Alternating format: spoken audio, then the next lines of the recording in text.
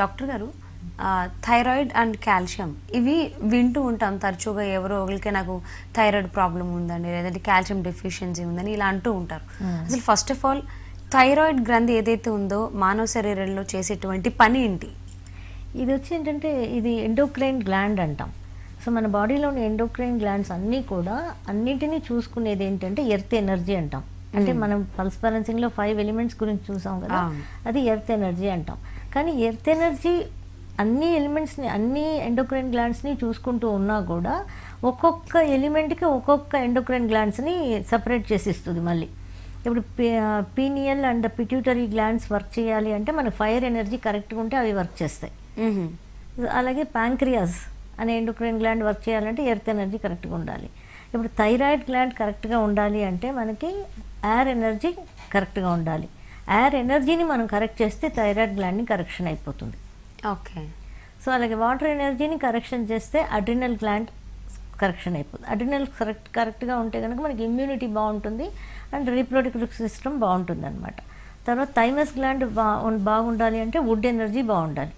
So మనం ఒక్కొక్క గ్లాండ్ని సరి చేయకుండా ఆ ఎనర్జీని మనం కరెక్షన్ చేసినప్పుడు దానికి సంబంధించిన గ్లాండ్స్ ఆటోమేటిక్గా కరెక్షన్ అయిపోతాయి.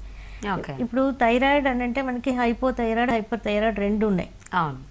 ఒకటి ఎక్కువ సెక్రీట్ అవుతుంది, ఒకటి తక్కువ సెక్రీట్ అవుతుంది. ఇప్పుడు హైపర్ థైరాయిడ్ అంటే మనకి అన్ఇంటర్నేషనల్గా వెయిట్ లాస్ ఉంటుంది అండ్ ర్యాపిడ్ హార్ట్ బీట్ ఉంటుంది, ఇర్రెగ్యులర్ హార్ట్ బీట్ ఉంటుంది అండ్ డిఫికల్టీ స్లీపింగ్లో ఉంటుంది, స్కిన్ థిన్నింగ్ ఉంటుంది అండ్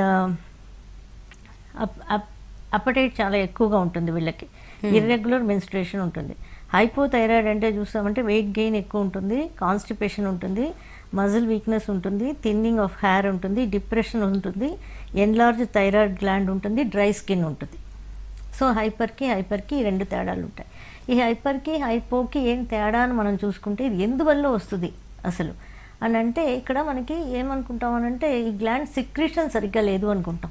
అది చాలా తప్పు. సెక్రీషన్ ఎప్పుడు కూడా ఒక ఆర్గన్ ఎప్పుడు మాల్ ఫంక్షన్ చేయదు. ఫర్ ఎగ్జాంపుల్ మనం ఇప్పుడు చపాతీ చేస్తున్నాం అనుకోండి, చపాతీ పిండి సరిగ్గా లేదు, గోధుమ పిండి. ఆ గోధుమ పిండి సరిగ్గా లేని పాడైపోయిన పిండిలో మనం దాన్ని చేసామనుకోండి, అప్పుడు అదేమవుతుంది, చపాతీ బాగుండదు కదా. అప్పుడు చపాతీ మీద మనం ఫాల్ట్ వేయలేం, చేసేసాం కాబట్టి ఆ పిండి మీద వెయ్యాలి. ఇప్పుడు ఈ థైరాయిడ్ గ్లాండ్ సరిగ్గా పని చేయడానికి ఏం కరెక్ట్గా ఉండాలి అన్నది మనం తెలుసుకోవాలి. ఇది కూడా మనం లాస్ట్ టైం మనం డయాబెటీస్ గురించి మాట్లాడినప్పుడు చెప్పాం, ఇది కూడా డైజెస్టివ్ డిజార్డర్లోనే వస్తుంది అని. ఇది కూడా మనకి డైజెస్టివ్ డిజార్డర్లోనే వస్తుంది. ఎందుకనంటే మనకి బాడీలో కావాల్సింది మెయిన్గా ఏంటంటే calcium, sodium, iron and the iodine. ఈ 4 కరెక్ట్గా ఉంటే థైరాయిడ్ గ్లాండ్స్ కరెక్ట్గా పనిచేస్తాయి. అది ఓవర్గా ఉన్నా పని చేయకూడదు, తక్కువ పని చేయకూడదు, హైపోను ఉండకూడదు, హైపర్గాను ఉండకూడదు, బ్యాలెన్స్డ్గా ఉండాలి. ఉండాలి అంటే ఏం పని చేయాలి? దీని పని ఏంటి అంటే ఇప్పుడు మనం తీసుకునే ఫుడ్లో కాల్షియం ఉంటుంది.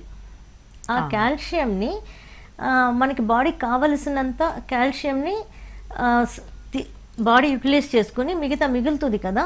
జస్ట్ లైక్ మనం డయాబెటీస్లో చూసినట్టుగా ఎక్స్ట్రా ఉన్న షుగర్ని ఏం చేస్తుంది, గ్లైకోజన్గా మార్చి బ్రెయిన్లో, మజిల్స్లో అన్ని మనం స్టోర్ చేస్తుంది, లివర్లో చూసాం. ఇక్కడ ఇదేం చేస్తుందంటే ఎక్స్ట్రా ఉన్న కాల్షియంని బోన్లో స్టోర్ చేయడానికి మనకి థైరాయిడ్ గ్లాండ్ అవసరం అనమాట. ఈ థైరాయిడ్ సెక్రీట్ అయ్యి ఈ ఎక్స్ట్రా ఉన్న కాల్షియంని తీసుకెళ్ళి బోన్లో పెడుతుంది. ఇది బీరో లాంటిది అనమాట, ఎక్స్ట్రా ఉన్నది. సో ఇప్పుడు ఎక్స్ట్రా ఉంది బోన్లో అంటే ఎక్స్ట్రా ఉంది కాల్షియం అంటే దాన్ని తీసుకెళ్ళి బోన్లో స్టోర్ చేసుకుంటుంది. అలాగే ఇప్పుడు డెఫిషియన్సీ అయినప్పుడు బోన్లో ఎక్స్ట్రా సేవ్ చేసింది కదా, దాన్ని తీసుకొచ్చి మళ్ళీ బ్లడ్లో పోసేస్తుంది. రెండు పని ఇది చేస్తుంది. ఇప్పుడు సరే మంచి కాల్షియం ఉంది, అది బాగా పనిచేస్తుంది అనుకుందాం మనం. అదే మనం తినేటప్పుడు సరిగ్గా తినకుండా, ఆల్రెడీ మనం ఇది లాస్ట్ టైం కూడా మనం మాట్లాడాం, తినేటప్పుడు నవలి తినాలి, తినేటప్పుడు మంచినీళ్ళు తాగకూడదు, మాట్లాడకూడదు, టీవీ చూడకూడదు. ఆ ప్రాపర్ డైజెషన్ కరెక్ట్గా అయితేనే మంచిగా మనకి గ్లూకోజ్ దొరుకుతుంది. సేమ్ అంతే ఇక్కడ కూడా వైటమిన్స్, మినరల్స్ కూడా అంతే. మనం తీసుకునే ఫుడ్ని కరెక్ట్గా తింటేనే అది కరెక్ట్ అయిన కాల్షియం, కరెక్ట్ అయిన సోడియం, కరెక్ట్ అయిన ఐరన్, కరెక్ట్ అయిన అయోడిన్ ఇవన్నీ కరెక్ట్గా ఫామ్ అవుతాయి. సరిగ్గా తినలేదు అనుకుందాం, ఇప్పుడు క్వాలిటీ అయిన కాల్షియం లేదు, అక్కడ క్వాలిటీ లేని కాల్షియం ఉందనుకోండి, అదైనా ఎక్స్ట్రా ఉన్నప్పుడు ఏం చేస్తుంది, తీసుకెళ్ళి బోన్స్లో పెట్టేస్తుంది.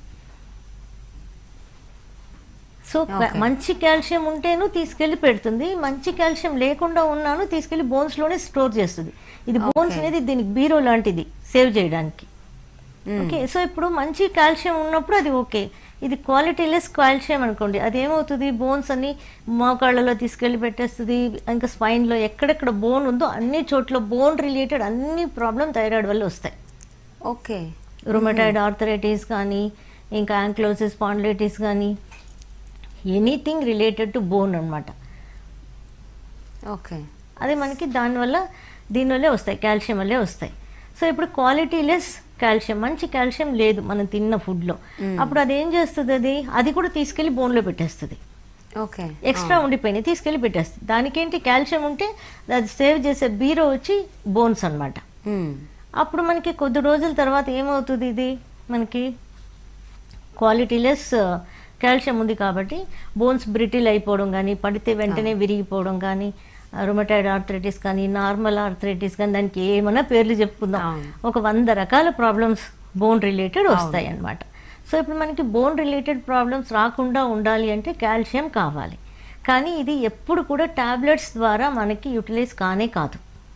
అవునా? ఓకే, టాబ్లెట్స్ తీసుకునేందువల్ల మనకి కాల్షియంని కరెక్షన్ చేసుకోలేం మన జీవితంలో.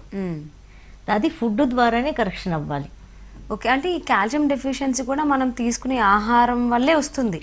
ఆహారం వల్లే వస్తుంది, ఆహారాన్ని కరెక్ట్గా తినకపోబట్టి వస్తుంది. ఇంకా ఇప్పుడు నవలి తినాలి, నవలి తినట్లేదు, మనం గబగబా తినేస్తున్నాం. అప్పుడు క్వాలిటీ అయిన గ్లూకోజ్ ఎట్లా ఫామ్ కాదో క్వాలిటీ అయిన కాల్షియం కూడా ఫామ్ కాదు. మనం డైజెస్టివ్ ప్రాసెస్, ఇది కూడా డైజెస్టివ్ ప్రాసెస్లోనే ఉంటుంది అనమాట. సో ఇప్పుడు కాల్షియం మనం ఎలా తీసుకోవాలి, టాబ్లెట్ బేస్లో ఎప్పుడు తీసుకున్నా మనకి కాల్షియం మాత్రం మన బాడీకి సూట్ కానే కాదు.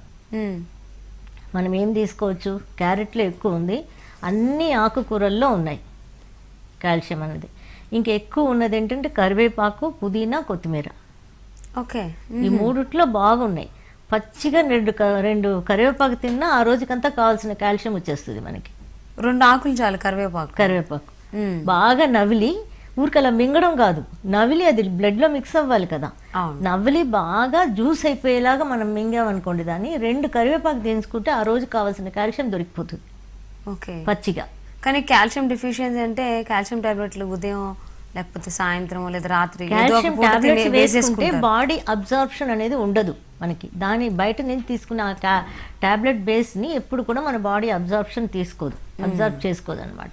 మనం ఇలా క్యారెట్లో మంచి క్యారెట్ ఉంది, మంచి కాల్షియం ఉంది, అన్ని ఆకుకూరల్లో ఉన్నాయి. అలాగే పాలు తీసుకుంటే మంచిది అంటారు. పాలు ఏ పాలు? ఆవు పాలు. ఓకే, ఆవు పాలు. ఇప్పుడు తీసుకునే మనం ప్యాకెట్ పాలు ఏమన్నా ఉందా? ఏమీ లేదు దానిలో, అన్ని కెమికల్ ఫార్ములా అది కదా, యూరియాతో సహా అన్నీ ఉన్నాయి. ఆ ఫార్ములా చాలా వస్ట్గా ఉంటుంది పాలు. సో అందులో ఎటువంటి కాల్షియం లేదు. ఇప్పుడు మనం ఆవు పాలు ఇస్తుంది, ఆవు ఏం తింటుంది? గడ్డి, పచ్చిగడ్డి. అయితే మనం పచ్చిగడ్డి తింటే మనకు కూడా కాల్షియం వస్తుంది. అంతే ఆకుకూరలు, క్యారెట్, ఇవన్నీ మనం తింటే మనకి కాల్షియం బాగా ప్యూర్గా వస్తుంది అన్నమాట. అది 3 ఎక్సలెంట్గా ఉన్నది ఏంటంటే నువ్వుల నూనె. అవును, నువ్వుల నూనె మళ్ళీ మనం ప్యాకెట్లో కొనుక్కొని వాడామంటే అది పని చేయదు. దానికంటే ఒక ఫార్ములా ఉంది. దాన్ని ఏం చేయాలి అంటే 20 kgs నువ్వులు తీసుకోవాలి, నల్ల నువ్వులు తీసుకొని 2 రోజులు బాగా ఎండలో పెట్టాలి. ఎండలో పోసి తీసుకొని 1 kg తాటి బెల్లం వేస్తే మళ్ళీ పనిచేయదు ఫార్ములా. తాటి బెల్లం మనం తయారు చేసుకోవాలి. తాటి కళ్ళు తీసుకొని తాటి బెల్లం తయారు చేసుకోవాలి ముందర, ఎందుకంటే అది కూడా కెమికల్ ఫార్ములా అయిపోయింది ఇప్పుడు బయట. సో దట్ అది కూడా ఆల్రెడీ మనం ఛానల్స్లో ఉన్నాయి, ఎలా తయారు చేసుకోవాలి అన్నది కూడా ఉంది. తాటి బెల్లం తయారు చేసుకునే విధానం కూడా పెట్టాము ఆల్రెడీ, మీ పిఎంసీలో కూడా ఉంది. ఓకే, అది కూడా చూసుకుంటే తెలిసిపోతుంది. సో 1 kg తాటి బెల్లం వేసి మనం గానుగులో వేసి 20 kg నువ్వులకి 1 kg తాటి బెల్లం వేసి గానుగులో తిప్పాలి. అది కూడా మన కరెంటుది ఉండకూడదు, ఎద్దుతో తిరిగేది, చెక్కది ఎద్దుతో తిరగాలి. ఎద్దుతో తిరిగేది మాత్రమే మీకు హీట్ ప్రొడ్యూస్ చేయదు. మీరు కరెంటుతో తిరిగిందంటే హీట్ ప్రొడ్యూస్ అయిపోతుంది ఆయిల్లో. ఓకే, ఎందుకంటే ఫాస్ట్ మూమెంట్ ఉంటుంది కాబట్టి. సో అంత స్లోగా తిరగాలి ఇది. సో అలా తయారు చేసి దాన్ని మళ్ళీ ఎండలో అది ఎప్పుడు తయారు చేయాలి? ఎర్లీ మార్నింగ్ సన్ రైజ్కి ముందు తయారు చేసేయాలి. ఈ నూనె తయారు చేసి సన్ రైజ్ నుంచి సన్సెట్ దాకా ఎండలో పెట్టాలి. ఓకే, సన్ రేస్ రిసీవ్ అవ్వాలి. ఒక క్లాత్ మూసేసి పెట్టేసి సాయంత్రం తీసి దాని పైనే వడబోసుకొని తీసుకొని దాన్ని మనం చిన్న పీస్ ఆఫ్ తాటి బెల్లం వేసుకొని ఎలా సేవ్ చేసుకోవాలి, ఒక మట్టి పాత్రలో కానీ స్టీల్ పాత్ర కానీ గాజులో కానీ పింగాణిలో కానీ సేవ్ చేయాలి. ఓకే, ప్లాస్టిక్ వాటిల్లో సేవ్ చేస్తే మంచిది కాదు. ఓకే, ఇలా సేవ్ చేసి పెట్టుకుంటే 1 year అయినా అది పాడు కాదు, ఎక్స్పైరీ లేదు దీనికి. ఈ ఆయిల్ని మనం మార్నింగ్ అప్లై చేసేసుకొని బాడీ తల నుంచి కాళ్ళ దాకా సన్ రైజ్లో కూర్చుంటే సన్ రైజ్ అయినప్పుడు 1 గంట, అంటే మార్నింగ్ సీజన్ని బట్టి ఎండాకాలం అనుకోండి 8 to 9 కల్లా కూడా బాగానే ఉంటుంది. సో వింటర్ అనుకోండి ఒక 12 దాకా కూడా కూర్చోవచ్చు. ఒక మినిమం అయితే ఒక 1/2 hour అయినా కూర్చోవాలి. ఓకే, ఫుల్ ఆయిల్ అప్లై చేసుకొని ఎండలో కూర్చున్నాం అనుకోండి, అప్పుడు మనకి సన్ రైజ్ మన మీద పడి స్కిన్ మీద విటమిన్ డి అనేది మన లోపలికి వెళ్తుంది. ఓకే, ఆ వెళ్ళినాక లోపల D3 అని ఒక 125D3 అని ఒక హార్మోన్ సెక్రెట్ అవుతుంది. ఆ సెక్రెట్ అయినాక మనం తీసుకున్న ఫుడ్లో నుంచి కాల్షియంని ఉత్పత్తి చేయడానికి అవి కావాలి. 125D3 అనే హార్మోన్ కావాలి. అది ఎప్పుడు సెక్రెట్ అవుతుంది, సన్ రైజ్ పడితేనే మన మీద అది లోపల సెక్రెట్ అవుతుంది, లేకపోతే సెక్రెట్ అవ్వదు. అందుకే మనకి ప్యూర్ కాల్షియం సెక్రెట్ అవ్వట్లేదు. ఓహో, సో ప్యూర్ కాల్షియం మనకు ఉంటేనే ఈ థైరాయిడ్ అనేది కరెక్ట్గా పనిచేస్తుంది. ఓకే.